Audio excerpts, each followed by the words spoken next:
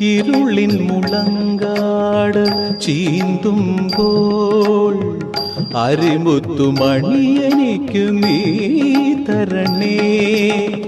കൂടില്ലാത്തൊരു നിസ്വന നിൻ കൃപ കുടിലായി തീരണമേ.